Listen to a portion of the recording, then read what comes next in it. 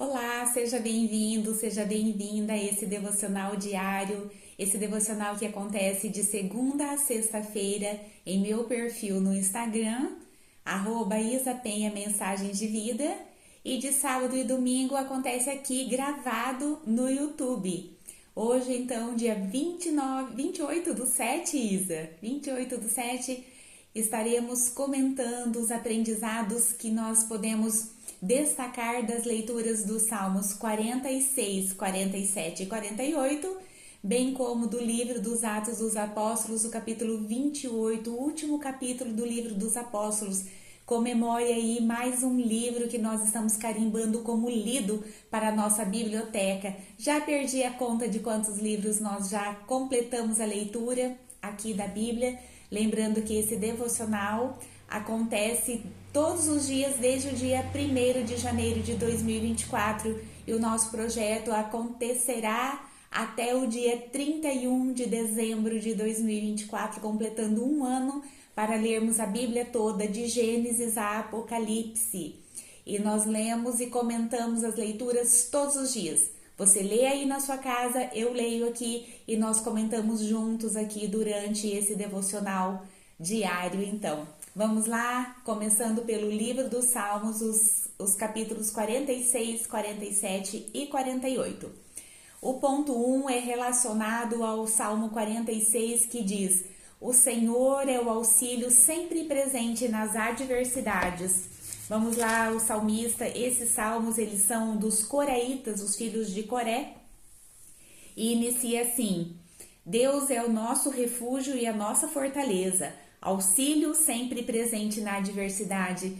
Que medo nós teremos de conflitos, de adversidades, de tempestades, se nós temos o Deus que nos protege, que nos guia, que nos conforta, que nos sustenta. Eu sempre gosto de ressaltar que a leitura concomitante do Antigo e do Novo Testamento, elas se dialogam, elas se complementam. Nós vimos no capítulo 27 do livro dos Atos dos Apóstolos, bem como hoje no capítulo 28, que Paulo está viajando para Roma. Eles estavam em 276 pessoas no navio que sofreu forte tormenta, forte tempestade, e o navio todo foi destruído, porém nenhuma vida se perdeu. Por quê? Porque Paulo estava no centro da vontade de Deus, executando planos de Deus e também sob a proteção, sob a palavra de Deus. Ele estava obediente à palavra de Deus, por isso nenhuma vida ali no navio se perdeu. E essa relação, olha só como o salmista vem dizer aqui: Deus é o nosso refúgio e nossa fortaleza, auxílio sempre presente na adversidade. Maravilhosa essa conexão entre os salmos, os livros todos, não só agora nos salmos, mas nós vimos anteriormente nos outros livros, Deuteronômio, Levítico, Reis, sempre tinham uma conexão com o Novo Testamento, para você ver que a Bíblia, ela não é um livro solto, ela pode ser lida por trechos, porém se ela é lida num contexto bem programado, você vê uma continuidade, uma conexão, uma congruência entre os livros, entre as falas, entre a palavra de Deus lá para os nossos pais da fé, os nossos antepassados, bem como para os mais recentes que foram ali Paulo e os apóstolos. Então, dando continuidade ao Salmo 46, o salmista diz assim: nações se agitam, reinos se abalam, ele ergue a voz e a terra se derrete. E quem não se derrete à voz do nosso Deus poderoso? Quem é que não se derrete, que fica com o coração quentinho quando ouvimos a voz de Deus, seja por meio da sua própria palavra, seja por meio de uma pregação, né, já também ali moldada, colocada com a visão de um pregador experiente, de um pregador que está agindo por meio do Espírito Santo, seja também por meio de pessoas que convivem conosco, que podem chegar nos fazermos tanto uma exortação como uma repreensão. Tudo isso é Deus falando conosco A natureza fala conosco, eu já disse, a natureza todos os dias conversa conosco, dialoga conosco por meio do nascer e o pôr do sol, por meio das árvores crescendo, da terra frutificando por meio de culturas, de plantações. Tudo isso é o nosso Deus falando conosco. Se os reinos se abalam e se Deus ergue a voz e a terra se derrete, nós também vamos se derreter, nos derreter, né, Isa? Ao poder da palavra de Deus em nós. E também na sequência ele diz: ele dá fim às guerras até os confins da terra, quebra o arco e despedaça a lança, destrói os escudos com fogo. Deus, então, ele é o soberano sobre tudo, sobre todas as coisas, sobre todos os reinos. Não há ninguém, nada mais poderoso do que o nosso Deus. Ele é quem tem o poder para finalizar guerras, para promover a paz. O homem faz a sua parte, mas se Deus não estiver concordando, nada acontece. Tudo acontece pela palavra de Deus. Nós vimos, eu acho que é em 1 Pedro, que os planos de Deus não podem ser frustrados. Eu falei aqui com vocês ontem acerca disso. É em Pedro, sim. Deixa eu só consultar aqui, vou dar um Google para nós vermos certinho, para eu não ficar falando às vezes os planos de Deus. Não, gente, os planos de Deus não podem ser frustrados, está em Jó 42. A referência de Pedro foi outra que eu falei ontem.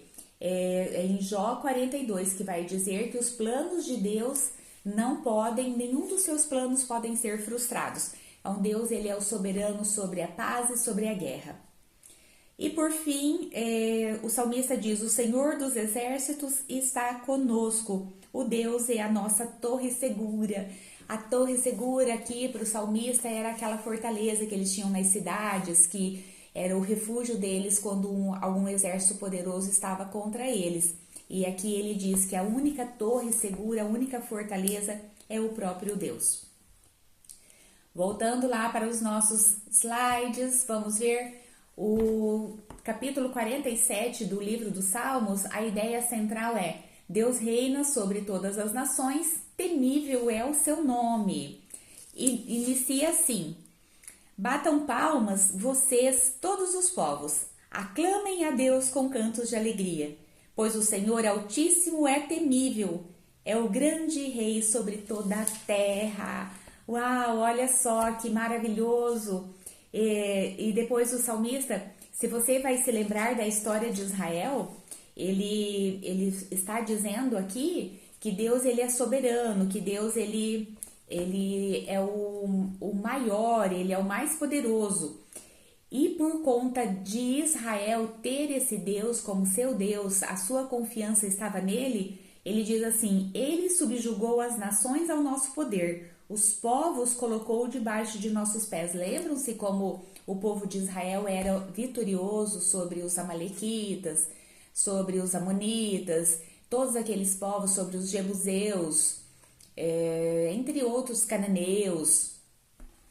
Por quê? Porque a confiança de Israel estava no Senhor e por isso eles tinham tantas vitórias. Porém, nós vemos que ao final, antes do exílio, que eles já haviam apostatado, que eles já haviam se prostituído com outros deuses, Deus permitiu a derrota em alguns casos e eles sentiram imensamente essas derrotas. Porém, aqui ainda há um tempo de paz, há um tempo de vitórias. Ofereçam música a Deus, cantem louvores. Ofereçam música ao nosso rei, cantem louvores. Aqui ele nos ensina que o nosso Deus, ele ama música, o nosso Deus ama louvor, o nosso Deus ama que o seu nome seja glorificado, que o seu nome seja exaltado. Porque se ele nos dá a vitória, nada mais a se esperar de um povo vitorioso a não ser a gratidão, a glória e o louvor a ele. E assim nós podemos aprender com esses salmos que diariamente, eu já venho falando isso para vocês, Deus, em todos os livros nós vemos que o povo cantava a Deus, o povo louvava o seu nome com instrumentos musicais. E assim, aqui nós podemos aprender isso, que nós podemos cantar louvores a Deus, que isso agrada imensamente o seu coração. Por fim, ele vem dizer: os soberanos das nações se juntam ao povo de Deus do Deus de Abraão, pois os governantes da terra pertencem a Deus. Ele é o soberano exaltado. Então, os soberanos viram que era em Deus que os povos, principalmente os povos, né, o povo de Israel tinha a vitória, e todos os soberanos das nações se juntaram ao povo de Deus, e todos eles pertencem a Deus. Tudo que existe, tudo que foi criado é de Deus, para Deus e para a honra e glória do seu nome. Nós estamos aqui apenas como se diz quando você, locatários da propriedade de Deus. E por isso nós precisamos ser diariamente gratos e oferecer a Ele honra, glória e louvor por isso. E no Salmo 48, o início, a ideia central é: Deus é o Rei de geração em geração até o fim. E inicia assim: grande é o Senhor e digno de todo louvor. Gente, o povo de Israel, ele não cansava de exaltar o nome de Deus, de glorificar o nome de Deus, porque eles já tinham sido escravos no Egito. Eles passaram 40 anos no deserto, e assim que eles foram colocados na terra prometida, na terra que Deus prometeu a Abraão, eles não se cansavam de louvar. É claro que teve os deslizes, que tiveram os reis inimigos, os reis idólatras, porém Deus sempre honrou a sua nação, sempre honrou o seu povo. E aqui o salmista vai dizer que o nome de Deus precisa ser passado de geração em geração. Por quê? Porque ele diz no versículo 3: nas suas cidadelas Deus se revela como sua proteção. Vejam, os reis somaram forças e juntos avançaram contra ela. Quando viram, ficaram atônitos, fugiram aterrorizados.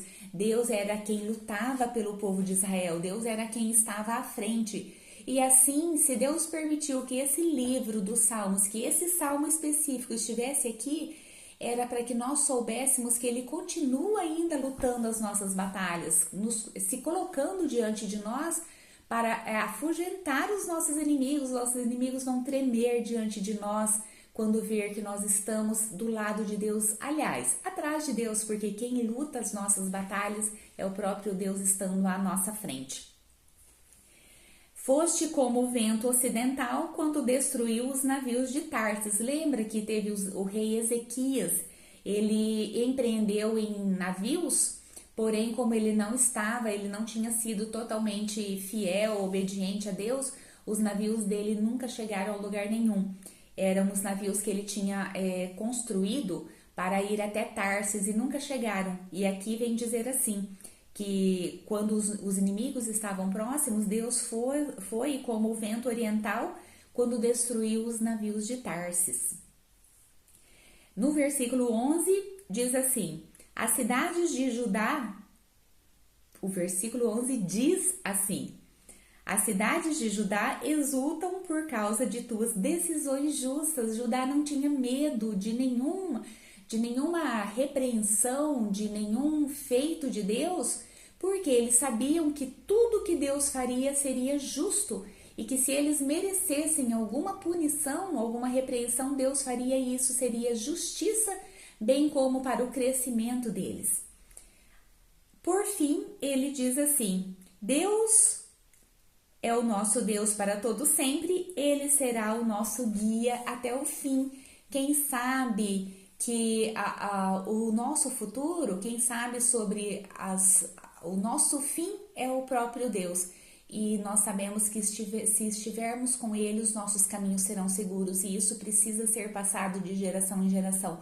Ontem eu estive em uma celebração e algumas crianças ali, gente, fazendo louvor. Eu achei uma graça, porque os pais já estão levando as crianças.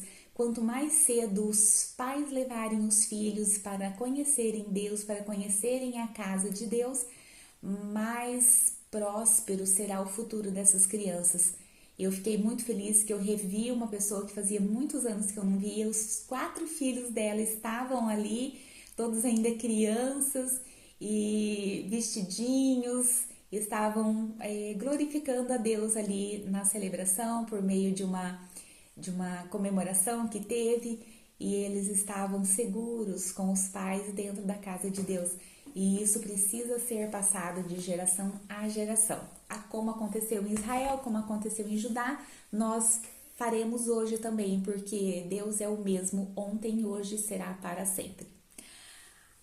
Terminamos os comentários do livro dos Salmos e vamos lá para o último capítulo. Meu coração está apertado e ao mesmo tempo feliz, porque você conseguiu chegar até aqui comigo.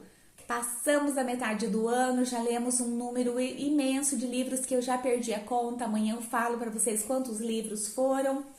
E hoje mais um livro carimbado como lido para a nossa biblioteca, o livro dos Atos dos Apóstolos. Foram 28 capítulos conhecendo a história dos primeiros cristãos, conhecendo como o ministério de Paulo começou e como agora ele já está em Roma.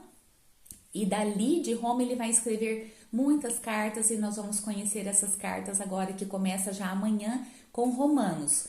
Você que está habituado a esse devocional diário sabe que todo final de livro nós temos uma oração, porém hoje, como é gravado, eu vou deixar para fazer essa oração amanhã com você, comigo, que eu gosto de fechar os meus olhos e imaginar-me segurando a mão de cada um de vocês que me segue aqui, sentir a sua respiração, ouvir o bater do seu coração junto com o meu, junto com o coração de Deus.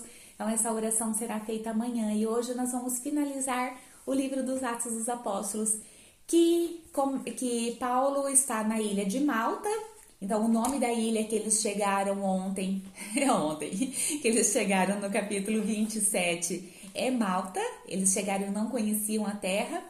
E dali de Malta eles vão ficar 3 meses e passados esses 3 meses eles vão rumar para Roma, em um navio grego, em um navio alexandrino. Vamos lá. Ontem, quem já assistiu sabe que eu fiz a parte 1 do que é um ponto único. O que uma tempestade ou uma crise pode nos ensinar. Hoje eu vou dar sequência e será o que uma tempestade ou uma crise pode nos ensinar, parte 2. Vamos lá. Letra A. O que uma crise ou uma tempestade pode nos ensinar? Que mesmo as pessoas sendo desconhecidas, elas podem demonstrar bondade e serem acolhedoras. Versículos 1 e 2, quando eles chegaram ali na ilha de Malta, os nativos ali da ilha, as pessoas, eles foram, aqui na minha versão NVI, vai dizer, se mostraram extraordinariamente bondosos para conosco, fizeram uma fogueira e receberam bem a todos nós. Eles foram acolhedores, mesmo nunca tendo sabido quem eram aquelas pessoas. Eles viram a dificuldade, era inverno, chovia e fazia muito frio e eles foram acolhedores com essas pessoas. Então, em uma crise, mesmo os desconhecidos podem ser extremamente bondosos conosco, acolhedores e exercerem de empatia e compaixão. Letra B.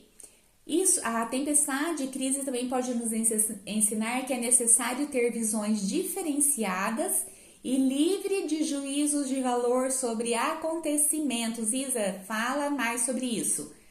Versículos 3 a 6. Quando eles estavam fazendo essa fogueira, então, porque fazia muito frio, Paulo foi juntar gravetos para pôr no fogo e uma víbora grudou na mão dele. E quando as pessoas ali mesmo os da ilha, como os que estavam no navio, que foram recebidos ali na ilha, eles pensaram assim, nossa, esse homem deve ser mesmo um assassino, porque ele foi livre da morte no navio, mas agora aqui ele vai ser cobrado e ele vai morrer por conta dessa picada da víbora. Foi o primeiro pensamento deles. E eles pensavam então que ou ele ia morrer, ele ia começar a inchar, que de uma hora para outra ele ia cair morto. Quando eles viram que nada disso acontecia, eles pensaram assim, certamente este homem não, esse ali é quando ia falar que ele era assassino. Depois, quando viu que nada acontecia, eles disseram assim, mudaram de ideia e passaram a dizer que ele era um Deus. Gente, olha só o juízo de valor. Então, se a pessoa está sofrendo adversidades, é porque ele merece, ele está sendo punido porque ele pecou. E se ele então não, ele está prosperando, que não está acontecendo nada de errado com ele, é porque ele é um Deus. Olha só como nós temos o hábito de exercermos juízo de valor sobre aquilo que os nossos olhos carnais veem, sobre aquilo que a nossa mente humana está acostumada a ver. Eu preciso estar livre disso, porque diante de uma crise eu posso então eu preciso ter visões diferenciadas e livres de juízo de valor. Letra C. Também uma tempestade e uma crise pode nos ensinar que o que fazemos ao próximo, isso também será feito a nós. É a lei da semeadura e da colheita. Olha só, havia um homem ali, o homem mais importante da ilha, o nome dele era Públio. Ele recebeu Paulo e os seus companheiros por 3 dias na casa dele. O pai dele estava doente, com febre e disenteria. Gente, eu sempre achava que era desinteria, mas não é. Aprenda essa aqui com a Bíblia. É disenteria. Difícil de falar, né? Disenteria. Então, o pai dele estava com disenteria e febre. E Paulo foi visitá-lo. Ele não estava na casa desse Públio, mas Paulo foi até a casa desse senhor, orou, impôs as mãos e ele foi curado. Esses habitantes nativos ali da ilha acolheram eles muito bem. E todas então as pessoas que estavam doentes foram até Paulo e foram curados. Então, Paulo recebeu o bem e também retribuiu com o bem. Aquilo que nós fazemos com o próximo, ao próximo, assim também será feito a nós. Letra D. Também uma crise, uma tempestade pode nos ensinar que pessoas com os mesmos objetivos que nós nos encorajam e reanimam. Eles ficaram ali por 3 meses e partiram nesse navio que eu falei para vocês, que era um navio alexandrino. Foram passando por vários lugares e quando eles chegaram a Puteoli, eles encontraram alguns irmãos ali, algumas pessoas do ministério de Paulo, alguns discípulos. E eles foram na praça principal, foram recebê-los. Paulo se sentiu encorajado e reanimado. São pessoas que estão com os mesmos objetivos que nós, que olham para os mesmos rumos que nós olhamos. Elas nos encorajam, nos motivam, nos reanimam. Elas podem reanimar inclusive a nossa fé. Isso é o que nós podemos fazer pelos outros, assim como receber de volta o mesmo encorajamento de pessoas que têm os mesmos objetivos que nós. Também uma crise, uma tempestade pode nos ensinar que aquilo que precisa ser feito tem que ser feito o mais rápido possível, sem procrastinação. Versículo 17. Paulo chegando a Roma, gente, olha só, Paulo ficou 3 meses em uma ilha, ficou, sabe lá quantos dias, que aqui não conta quantos dias ficaram no navio desde que ele saiu lá de Cesareia até chegar em Roma. Ficou esses 3 meses na ilha, provavelmente estava cansado. Quem de nós não ia querer chegar lá em Roma e ficar uma semana fazendo nada, descansando, colocando as coisas em ordem, para depois ver o que ia fazer? Paulo não, ó. 3 dias depois de chegar lá a Roma, por quê? Paulo, quando chegou a Roma, ele foi autorizado a morar por conta própria, desde que um soldado estivesse com ele. Então, eles chegaram, ainda foram arrumar esse lugar para morar, foi instituído ali, direcionado esse soldado para ficar com Paulo. Provavelmente demorou alguns dias e também foi esgotante e cansativo. Porém, 3 dias depois que eles já desembarcaram ali, Paulo já convocou os judeus, os líderes judeus ali de Roma, para eles falar o que tinha acontecido com ele. Ele não ficou procrastinando, ele já imediatamente chamou os líderes judeus para contar para eles por que ele estava ali, o que tinha acontecido com ele lá em Jerusalém, em Cesareia, e para colocar tudo em pratos limpos. Ele não ficou procrastinando. Então, diante de uma crise ou uma tempestade, faça o que precisa ser feito o mais rápido possível. Letra F. Também o que uma crise, uma tempestade nos ensina é que mesmo que julguem que você é limitado ou pequeno, a sua identidade e força está em Deus.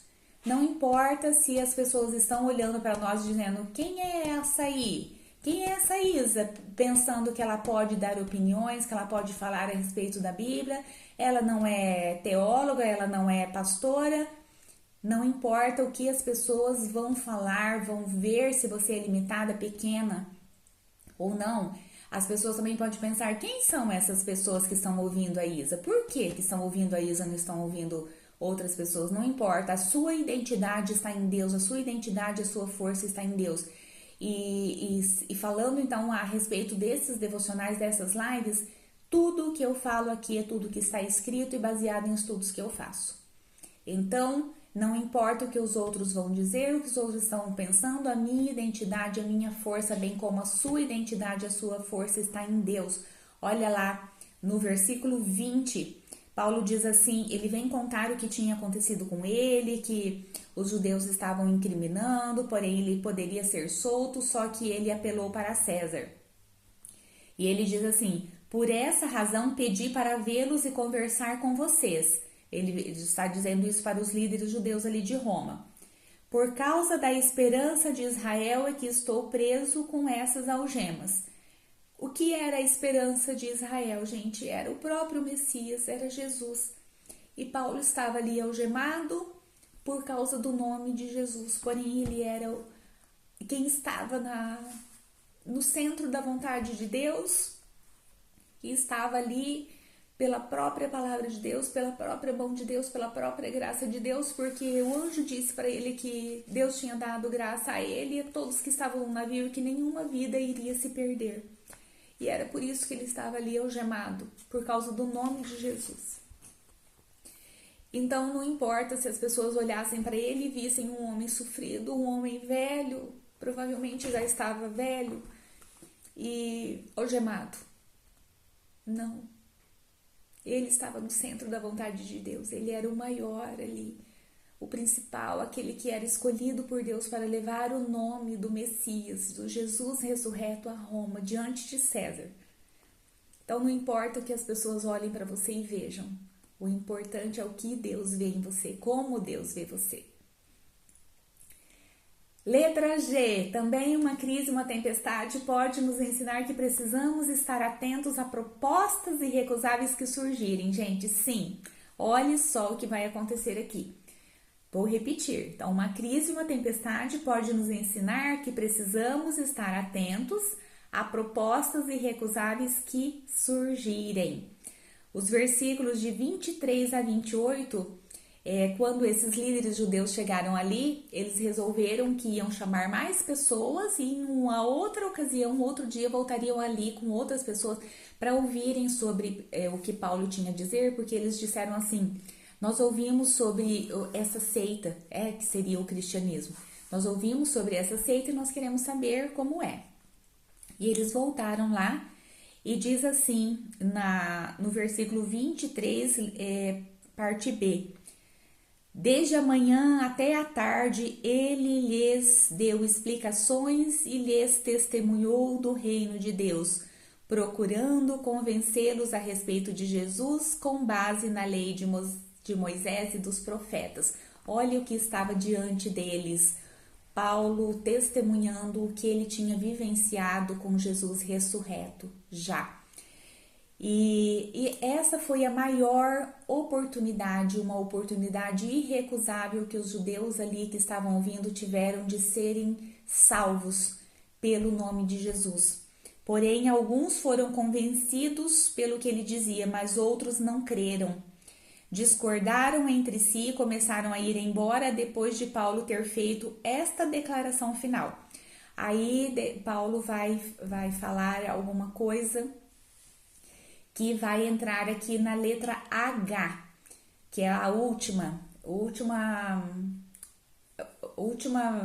item do que uma tempestade e uma crise pode nos ensinar, que é: a sua mente deve expandir-se para receber o novo. Aqui, mais precisamente, para receber o novo de Deus, para receber o evangelho, que é a novidade de Deus.